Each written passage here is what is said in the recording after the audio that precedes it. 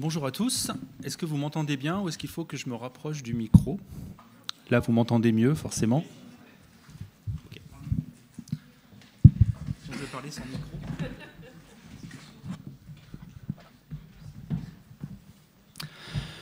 Avant de commencer, juste pour détendre l'atmosphère, combien y a-t-il de béliers dans la salle? Ah, quand même. C'est extraordinaire. On ne va pas du tout parler des béliers, je suis désolé. Mais on va en parler un petit peu quand même indirectement. Sinon, je ne sais pas ce que vous avez vu comme description d'intervention sur les programmes, c'est pas tout pareil. Il y a des programmes dans lesquels c'est l'intervention que j'avais prévue initialement, mais qui n'a plus lieu. Donc on ne va pas parler astrologie et féminisme, au cas où certains soient là pour cette raison-là, je vous le dis. J'ai été obligé, on va dire, de l'annuler, j'ai préféré, par manque de sources. Donc, on va parler d'astrologie pour changer. Je ne vais pas avoir le temps de me présenter plus que de vous dire que je suis un ex-astrologue qui est devenu sceptique en essayant de prouver sa croyance, donc en se confrontant à certaines connaissances du réel. Malgré le peu de temps, je vais essayer de vous faire une mise en perspective un tout petit peu historique. En fait, derrière « naît-on bélier ou devient-on bélier ?», il y a un peu la question de l'inné et de l'acquis. Et quand je vous dis ça, je vais nuancer la chose derrière, mais en tout cas, c'est vraiment des questions qu'on peut se poser quand au moins on croit en l'astrologie. Et donc, c'est un vieux questionnement astrologique, dans le sens où, depuis l'Antiquité, les astrologues se sont demandé: doit-on se baser sur la date de naissance, la position des astres au moment de la date de naissance, ou bien doit-on se baser sur la date de conception? Parce que finalement, quel est le premier moment? À quel moment vraiment ça commence, l'être existe, ce genre de choses? Alors, ce sont des questions qui ne sont pas vraiment tranchables. Les astrologues n'ont jamais vraiment proposé de critères pour savoir. Et pour dire à quel point ça reste dans les traditions, entre guillemets, il y a une astrologue dans les années 30 qui pensait qu'on avait deux signes, le signe de naissance et le signe de conception. Donc en astrologie, tout existe, et même son contraire. Et donc quand je dis un vieux questionnement astrologique ou pas, c'est-à-dire que est-ce que les astrologues ont vraiment essayé de répondre à la question? C'est pas évident, puis ils n'avaient pas trop les moyens non plus auparavant. Et donc moi, je me suis vraiment posé ces questions entre 2005 et 2007. Et donc j'ai ressorti pour l'occasion un projet de manuscrit que j'avais rédigé à ce moment-là, que j'ai jamais pu publier, parce que les éditions d'Hervy m'avaient dit « Ah, c'est super intéressant, mais ça ne sera pas vendeur, donc on ne publie pas ». Et le titre, pour le plaisir, c'était « L'astrologie face à elle-même ». Et entre parenthèses, une approche spirituelle de l'astrologie peut-elle se permettre d'en ignorer les limites techniques? Ça donne une idée un peu du contexte dans lequel j'ai commencé à formuler ça. Et aujourd'hui, ce que je fais, c'est un petit peu encore dans cette... comment dire, pas dans cette direction, mais bon, c'est encore connecté à ces tout premiers questionnements qui sont très loin maintenant. Si vous voulez en savoir plus sur mon parcours, vous pouvez aller sur le podcast de Méta de Choc d'Elisabeth Fetty. Et donc, on a eu un très long entretien qui raconte comment je suis tombé dans l'astrologie, comment je m'y suis impliqué et comment j'en suis sorti. Si je cite quelques passages choisis de ce manuscrit, vous allez voir comment je me posais la question à ce moment-là. Nous avons spontanément, car historiquement, tendance à considérer comme innées les influences astrales, puisqu'elles sont inscrites pour la vie dans le thème astral dès la naissance. C'est vraiment le mot, quoi, la naissance, inné. On entend en effet couramment par inné ce qui est présent dès la naissance. Mais aujourd'hui, l'inné est plutôt défini comme ce qui est inscrit dans les gènes. Donc moi, en tant qu'astrologue, ça me posait problème. Le déterminisme astrologique, s'il existe, parce que les astrologues ne sont pas du tout d'accord là-dessus, ne peut donc pas être qualifié d'inné. En tout cas, pas celui qui permet d'interpréter un thème de naissance. Doit-il alors être classé forcément dans l'acquis? Pas nécessairement non plus. Enfin, c'était pas clair dans ma tête, en fait. Pour les uns, l'astrologie concurrencerait le déterminisme astrologique, parce que l'astrologie est au-dessus de tout. Pour les autres, elle serait l'expression de quelque chose touchant directement à l'âme. Et là, on est dans le domaine un peu de la métaphysique, donc on peut s'affranchir un peu des questions scientifiques, donc ne pouvons pas être vraiment acquis. La nature humaine au sens le plus vague du terme. L'âme précède-t-elle la rencontre des chromosomes? C'est vraiment des questions qu'on peut se poser quand on est croyant, donc on est très très loin de la science. Et puis, est-ce que l'âme tient compte des configurations de naissance? Savoir à quel moment le bébé doit naître? Est-ce qu'il y a plusieurs âmes qui font la queue?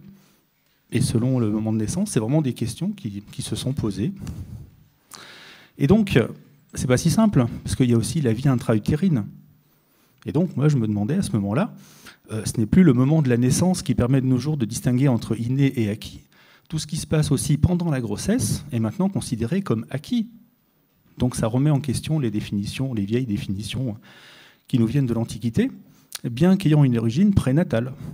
Et donc, en plus, c'est postérieur à la rencontre des chromosomes. Et là, on rentre dans mes débats avec d'autres astrologues. Aux astrologues à 100% spiritualistes, j'aimerais demander, sachant que la vie intra-utérine du bébé peut influer sur la future personnalité de l'individu, si l'on n'est pas obligé de considérer l'astrologie comme un déterminisme parmi d'autres, ou au moins une partie de l'astrologie. Parce qu'il y en a qui rejettent vraiment la notion de déterminisme, c'est pas possible. Il y en a d'autres qui aimeraient quand même l'inclure.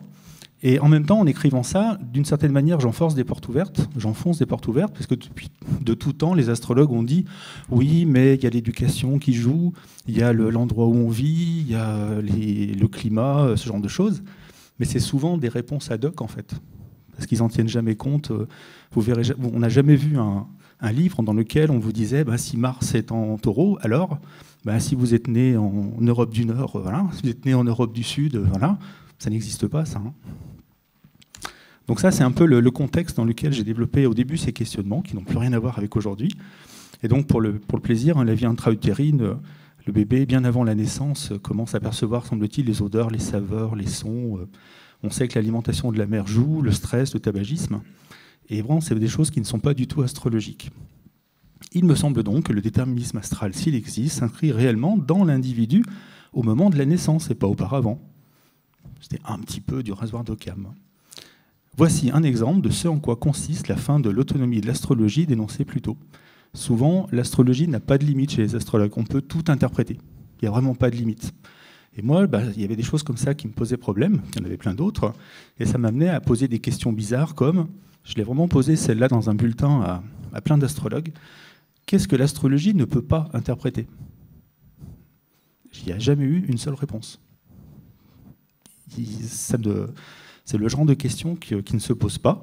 L'autre que j'aimais bien poser, c'était est-ce que l'astrologie marche tout en étant fausse? Enfin bon, c'est des choses qui m'ont amené petit à petit à en sortir. Mais la composante acquise reste de toute façon celle qui fonde en premier lieu l'astrologie de naissance, puisqu'indépendante des conditions prénatales. Pareil, aucun astrologue n'a jamais écrit si Mars est en Balance, alors, si la mère a eu telle chose, si la mère a traversé telle autre situation, ça n'existe pas, ça. Enfin bon, donc vous voyez, tout ça, ça reste très vague, c'est pas testable. Et donc on va passer maintenant à des choses un peu plus modernes et scientifiques. Dans l'histoire des expérimentations sur l'astrologie depuis un siècle, qui se sont faites par centaines, il y en a une qui a marqué pas mal de monde, qui est celle dont je vais vous parler juste après, et qui a donné lieu à une expression de zodiac zigzag. Donc je vais vous présenter ça. Je vais m'inspirer un petit peu d'un article d'un sceptique qui s'appelle Nicolas Gauvry, et donc du livre qui est un peu ma bible de l'expérimentation sur l'astrologie, qui a été réédité en 2022, un énorme pavé qui essaye de compiler tout ce qu'on sait scientifiquement sur la croyance astrologique, on va dire. Et donc en 1978, on a un papier qui sort, signé Mayo, White et Eysenck. Donc Eysenck, c'est un psychologue vraiment renommé à l'époque. Et donc, les sujets nés sous un signe impair sont plus extravertis en moyenne que ceux nés sous un signe pair, comme le prévoit l'astrologie. Donc, je vais vous dire comment tout ça arrive. Les signes astrologiques sont classés dans différentes familles. L'une d'entre elles, c'est, si vous partez du bélier, c'est un signe qu'on dit masculin. Le taureau, c'est un signe féminin. Et après, masculin, féminin, masculin, féminin. Donc, les signes impairs sont masculins, plutôt extravertis. Et les signes pairs donc, sont féminins, moins extravertis, on va dire, pour ne pas dire introvertis. Donc c'est une hypothèse qu'ils essayaient de tester parce que Eysenck travaillait sur l'extraversion. Il y a eu 2324 participants, donc le résultat est important. Et ce n'est pas juste une fluctuation, si vous voulez, statistique, le résultat est significatif. Et quand je dis waouh, c'est que ça a étonné tout le monde, les astrologues eux-mêmes, et le résultat, ça ressemble à ça. J'ai pas besoin de me lever. Donc, si je vous explique rapidement ce qu'on a ici, si vous rangez les signes dans l'ordre, du bélier jusqu'au poisson, et puis que là, on marque le score à un test de personnalité qui va mesurer l'extraversion, et réellement, on voit que bélier, c'est plutôt extraverti, taureau, gémeaux, cancer, etc. Ce qui est très étonnant, c'est que c'est à 100%, quoi. Il n'y a pas un endroit où ça ne marche pas, ça monte, ça descend, ça monte, ça descend. La probabilité d'avoir un tel résultat avec cet effectif, elle est très très basse. Donc les astrologues ont dit waouh, le résultat le plus important pour l'astrologie au XXe siècle. Et donc, pour relativiser un tout petit peu ce qu'on a là, les écarts ne sont pas si importants que ça. Vous savez, si vous connaissez aussi la chaîne Defeccator, qu'on peut un peu modifier les graphiques pour tromper les gens et tout ça. Là, ce n'est pas le but, mais tenez bien compte du fait que le graphique ne commence pas à 0. C'est-à-dire que si on met le score de 0 à 15, les zigzags rétrécissent, c'est pas une énorme différence non plus. Par contre, pour cet effectif-là, elle est significative.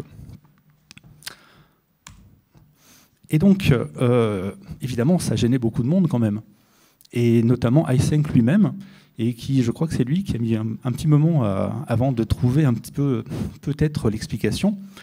Parce que, tout simplement, le maillot de l'article, maillot, etc., c'était un astrologue connu. Et pour avoir autant de participants, en fait, ils sont allés chercher dans ses clients. Donc, ils ont envoyé des courriers à ses anciens clients et ils leur ont posé des questions, leur ont fait remplir un test de personnalité. Et donc, est-ce qu'il n'y a pas un petit biais quand même à ce niveau-là, quoi, de connaissance de l'astrologie? Si tel était le cas, on va voir, alors si les béliers se croient plus extravertis, il se pourrait que cela influence la manière dont ils se perçoivent et dès lors leur réponse au test. On n'en est pas encore tout à fait à se parler d'influence sur soi, mais déjà de comment ils répondent au test.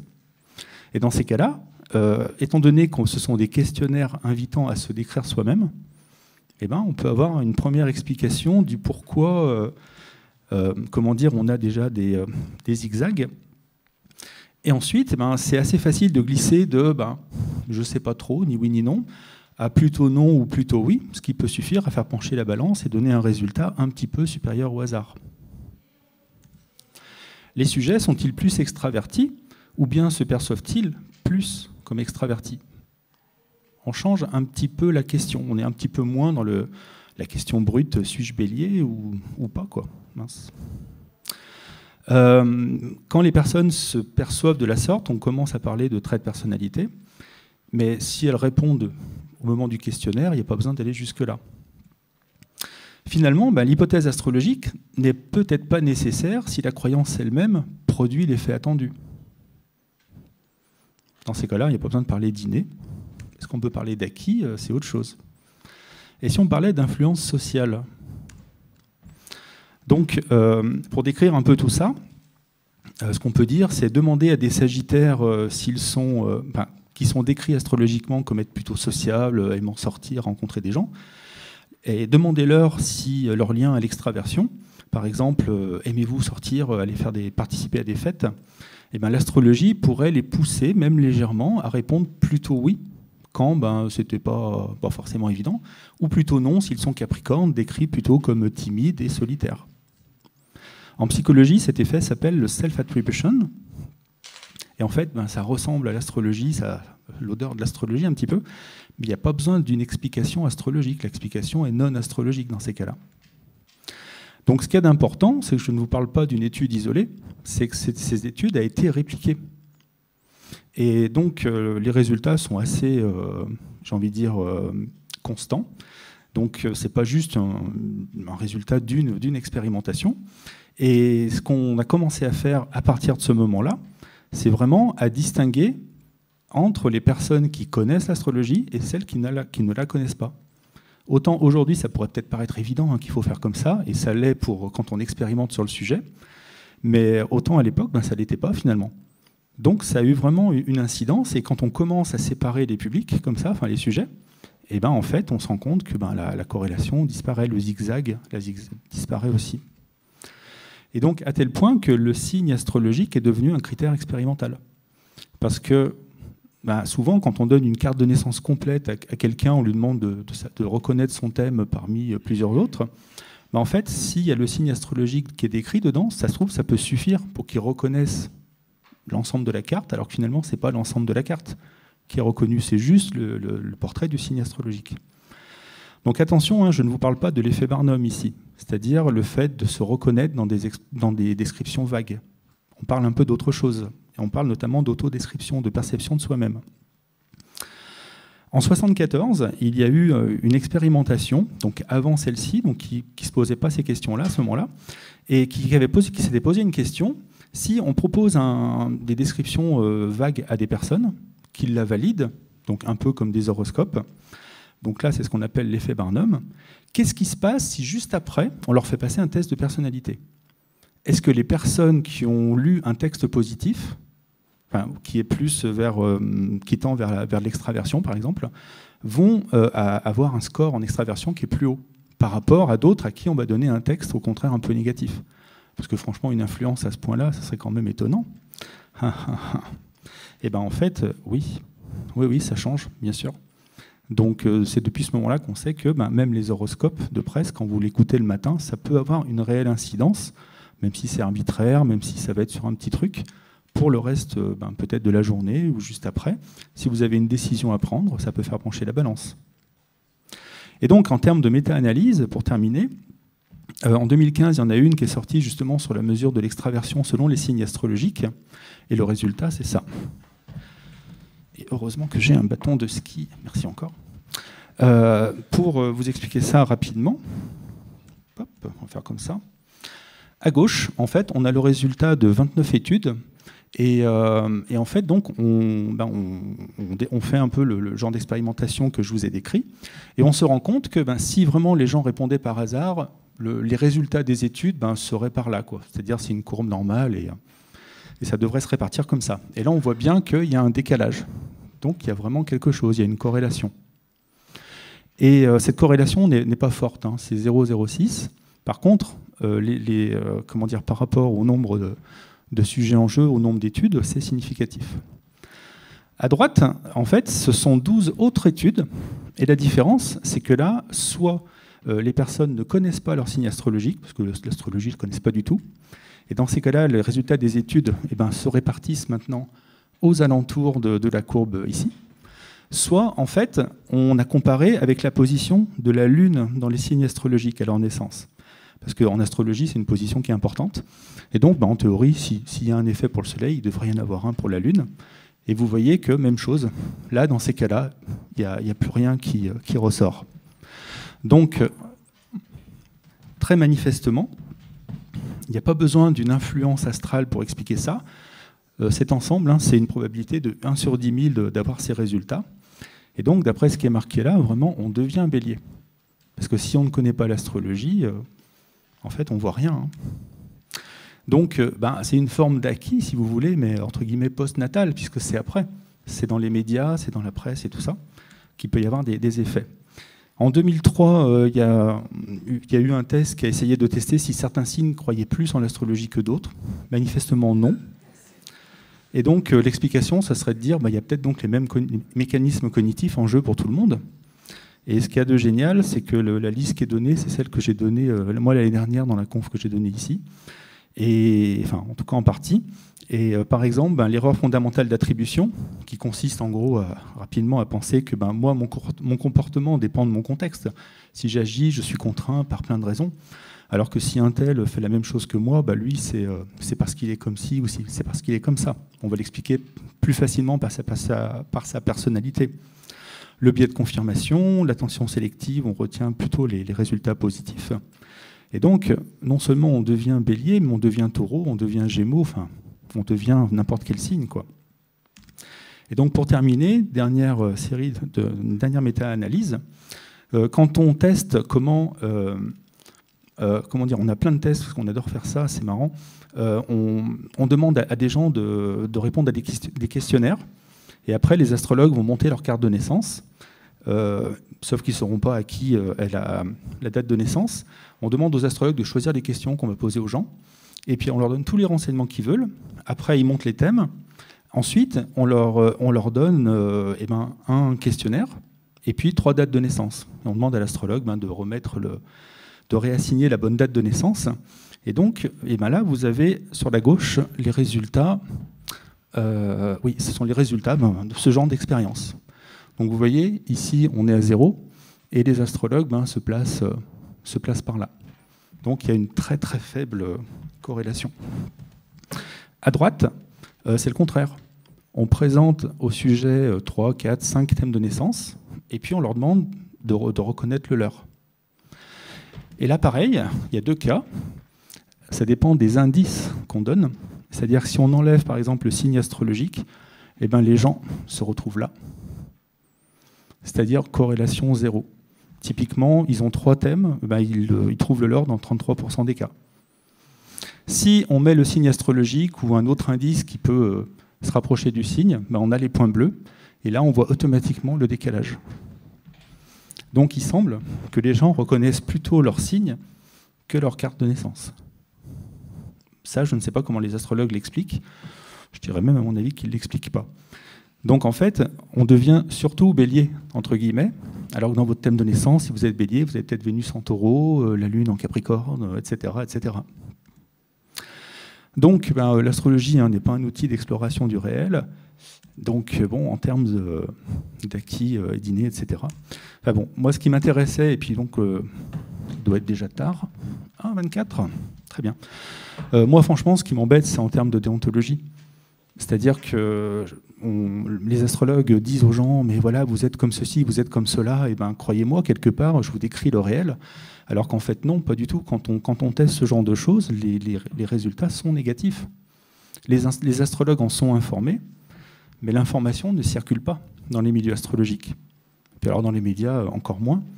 Et donc, moi, je suis toujours choqué de me dire, mais pourquoi les astrologues ne s'interrogent pas là-dessus ? Ne développe pas plus de codes de déontologie qui tiendraient compte de la réalité en fait, des résultats. Donc quand vous voyez toutes les théories essayant de justifier l'astrologie de telle ou telle manière, pour moi c'est vraiment des discussions sur le sexe des anges qui sont confirmées par ces résultats. Il y a pour moi une forme vraiment de mensonge essentialiste, c'est-à-dire que si vous êtes bélier, ok, mais si vous ressemblez au bélier, c'est pas parce que vous êtes bélier au fond de vous. Et si on vous vendait l'astrologie non pas comme un outil de connaissance de soi, mais comme un outil d'autoprogrammation, peut-être que ça serait moins sexy finalement, et puis ça se vendrait moins, ça marcherait moins, quoi.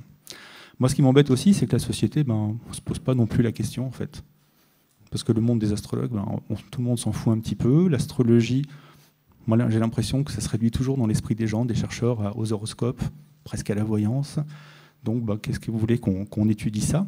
Donc, en tout cas, en France, il y a très très peu de choses. À l'étranger, il y en a plus déjà. C'est des choses que je regrette. En plus, l'astrologie, c'est une croyance socialement acceptée. En tout cas, l'astrologie des 12 signes. Et là, un sondage, donc janvier 2023 de l'IFOP, montrait que 50% des 18-24 ans pensent que les signes astrologiques renseignent sur les traits de personnalité. 50%, on est à 1 sur 2. Je pense que c'est peut-être pas un record, parce que les 18-24 ans sont plus sensibles à ces choses-là. Quel est l'impact de la presse dite féminine, dans laquelle il y a des dossiers d'astrologie en permanence, où l'astrologie est complètement décomplexée, on peut lire n'importe quoi, et c'est lu par des millions de personnes. Et donc voilà, personne ne travaille vraiment sur ces questions en France, ce que je répète dans chacune de mes conférences, à part moi, mais moi c'est bénévole, c'est chez moi, c'est tout seul, donc malheureusement il y aurait beaucoup plus de choses à faire, surtout que je n'ai pas de moyens pour financer quoi que ce soit, une expérimentation, etc. Et puis en ces temps d'esprit critique à la mode, c'est ma nouvelle question. Si je vous dis que chez les 18-24 ans, il y en a 50% qui croient dans l'astrologie des signes, à votre avis, il y a combien de complotistes chez les 18-24 ans? Est-ce qu'il y en a autant? Est-ce qu'il y en a plus? Est-ce qu'il y en a beaucoup moins? Moi, je ne pense pas que la question astrologique, ce soit un sujet dépassé et qu'il faille parler d'autre chose. Il y a peut-être moi, je pense qu'elle passe sous les radars et c'est vraiment dommage. Donc voilà, je vais arrêter ici. Et si vous voulez continuer avec ce genre de questions, peut-être qui changent un petit peu, vous pouvez me trouver sur YouTube.